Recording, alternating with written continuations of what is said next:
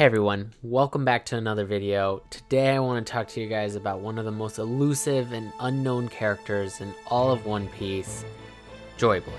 In chapter 628, when Robin first discovers the poneglyph, she discovers and deciphers that it reads different than all the poneglyphs as before.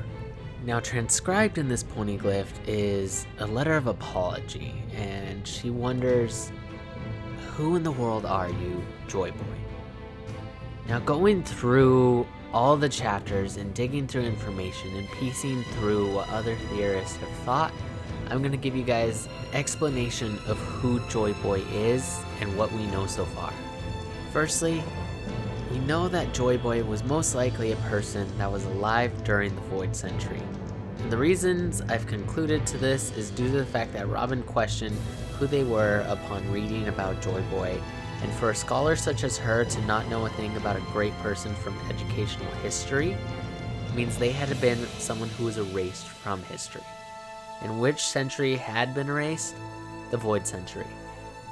Now, that goes off speculation, and continuing on, we also have clarification in chapter 649 when the Ryuga King tells her about Joy Boy and says that he lived on the surface world during the Void Century 800 years ago at least.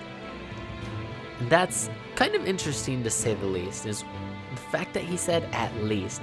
So was Joy Boy older than the Void Century? Is he somebody that was alive before it, predated it? What is that?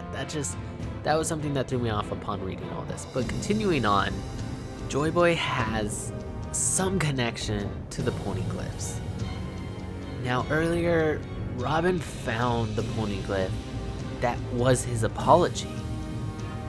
Having a poneglyph and having to be able to write onto it to make an apology, that said person had to have some connections or power within the world. And we see that. We see those connections. We see that his apology is to the fishmen for the fact that he's not going to be able to keep a promise of most likely bringing them up to the surface. He apologizes to Poseidon. He apologizes to the ancient princess. That's already a connection right there. One of the three ancient weapons. Having a connection to that, that's mega level plays right there. Now, just on that alone, that puts him above a lot of people. But continuing on, he's a person that knew the longevity of the poneglyphs. He knew that they would last. He knew that the inscriptions of them would keep them safe. He knew about them. Knowing all that and knowing what else is written on all of them, he had to have a connection to all these things. He's had a connection to Raftel and all these other things, and that's ridiculous.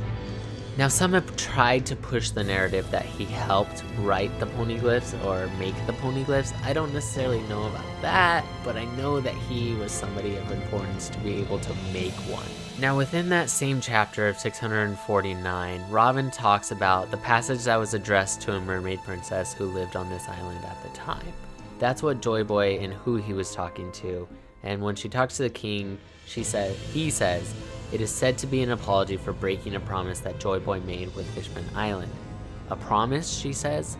The details of the promise are not clear, he says, but it is said that one day an individual will appear to fulfill the promise in Joy Boy's place. This is a legend passed down along the royal line. Trusting in that legend, I and my predecessors have protected the Noah for generations. That is our side of the promise. It is said that once the promised day arrives, the great ship Noah will finally fulfill its purpose.